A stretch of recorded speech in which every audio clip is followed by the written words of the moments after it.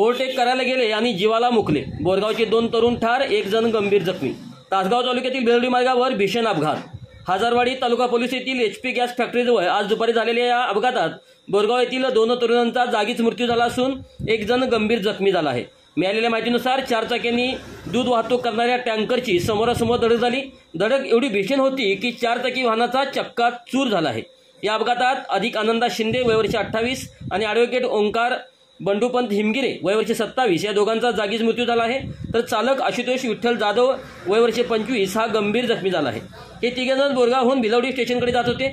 हजारवाडी येथील HP gas फॅक्टरीजवळ गाडी overtake करत असताना समोर येणाऱ्या दूध टँकरला गाडीची जोरदार धडक बसली।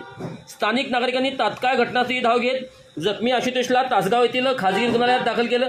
त्याची प्रकृती चिंताजनक असल्याचं सांगण्यात येते। अपघाताची माहिती मिळताच भिलवडी पोलिसांनी घटनास्थळी धाव घेऊन पंचनामा केला।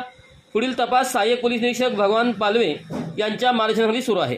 घटनेनंतर परिसरात मोठी गर्दी झाली होती। तर या अपघातात मृत्यू पावलेल्या दोन्ही तरुण बोरगाव गावातील असल्याचे संपूर्ण गावात शोककळा पसरली आहे।